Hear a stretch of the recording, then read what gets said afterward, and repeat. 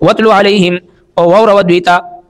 نبأ نوح خبر د نوح علیہ السلام اذ قال لقومه هر کله چې وی د خپل قوم ته یا قوم ازما قومه ان كان کچریوی کبر علیکم ګران پتاسو مقام زما اوسدل وتذکیری بیاات الله او زما نصیحت کول پایتونو د الله فعل الله توکلت نو په الله جل شانه باندې ما توکل کړی فاجمعوا امرکم پس یوځای کی تاسو خپل معامله وشرکاءکم او خپل شریکانو سره ثم لا يكن امركم بيد النبي تاسو معامله پتاسو باندې علیکم همتن پتاسو باندې پټه ثم قضوا الیا بیا وکړه ما سره چې کوي ولا تنظرون او ما ته مهلت مرا کوي دا انتهایی حصہ د نبی صلی الله علیه وسلم د دعوت چې کله اختتام ته ورسېدو د قوم نه چې مکمل مایوس شو فإن توليتم پس کچری تاسو مخ واړولو فما سألتكم نو ما نه غوښتل تاسو نه من اجر اجر ان اجري الا على الله نشته د زما اجر مگر په الله جل شانه و امرت او ما ته حکم کړی شوی دی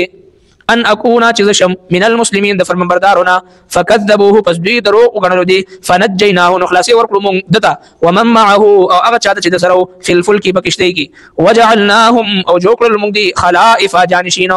واغرقنا الذين او غرق المنقذ خلق كذبوا بآياتنا چې درو غنلو زموږ آیاتونه فانظر پس وګورا كيف كان چې څنګه عاقبه المنذرين انجام دي يرول شو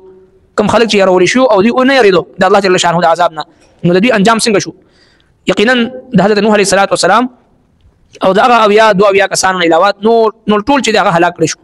سره د نوح علیه السلام د زوی د کنعان د نوح علیه السلام هغه نسبت د پلارتوب او زویتوب هغه د پکار رانغي ولی د لا اله الا الله چې کوم عقیده او عقیده توحید باندې قائم نو الله رب کائنات دا واقعات او مثال په تور باندې ذکر کوي چې تاسو هم امت محمد مشرکین مکه او قیامت پورې راتلونکي خلکو کچری تاسو د الله رب کائنات د احکام مخالفت کوي د الله د دین نه اعراض کوي نو د ځان نه مخکې قومونو باندې لږ نظر وساتئ څنګه چې په معصیت او نافرمانی باندې هغوی په عذابونو هلاک کړي شو نو دقه د هر تکذیب کوونکي او د هر متکبر او د هر ظالم جابر مشرک د کافر انجام هغه شانتي وي چې کوم د دین مخکې قومونو تیر شو لہذا الله تبارک وتعالى به طور مثال د نوح علیه السلام د واقعي اخري حصہ چې نوح علیه السلام د خپل قوم نه 9.5 کال د دعوت نه بعد چې کله مایوس شو او کوم انداز اختیار کو هغه د حضرت آدم علیه السلام د زمانې نه د حضرت نوح علیه السلام زمانې پوری کفر او شرک دا شی نو د نوح علیه السلام په زمانه کې شرک شروع شو نو حضرت نوح علیه السلام د عقیده توحید د پرچار لپاره او د شرک د روکثام او د ممانعت لپاره مبعوث کړی شو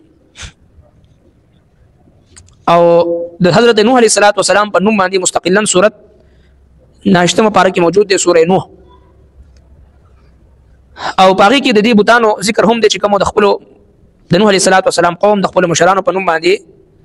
ود يعوث يعوق نصر مختلف نمونه و چې کوم د دوی اکابرین تیر شو نیکان پاکان خلق تیر شو بیا دوی دغه بوتان جوړ کو او بیا دغه اولاد چې کوم راغی هغه دغه نه حاجت روا او مشکل کشا جوړ کو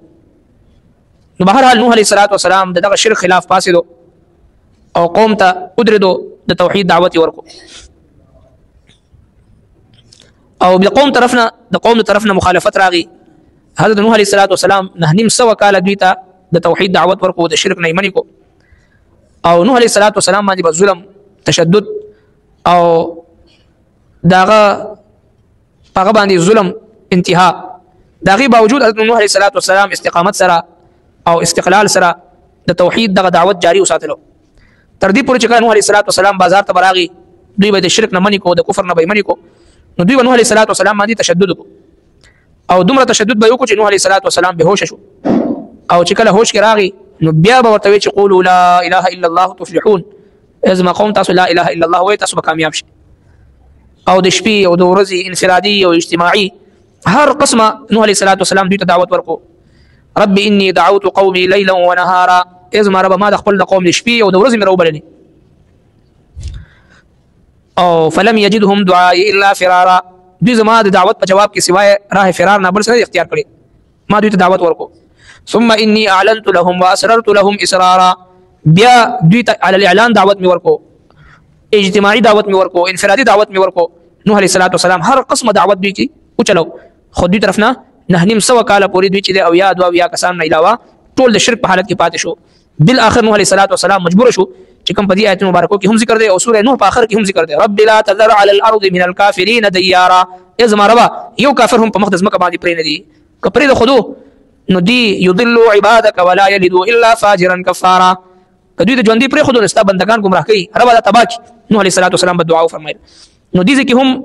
مختصرا د واقع ذکر الله تبارک وتعالى فرمای قرآن مجید چونکه د قصو د کہانیانو او د حکایاتو کتاب نه دی چې په دې کې یو قصه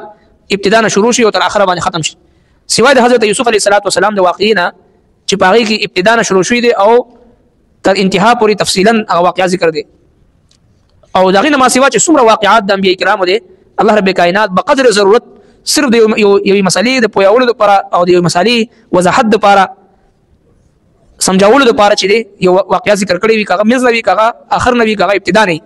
مقصد باغی کې د یو مسلې وضاحت کول وي دا نه چې قصې کہانیان قرآن مجید د قصو کہانیانو کتاب نه دی ذالک الکتاب لا ریب فیه هدى للمتقین دا هدایت لپاره راغلی دی دا یو عادلانه نظام لپاره راغلی دی نو لہذا الله تبارک وتعالى نوح علیہ السلام واقعیا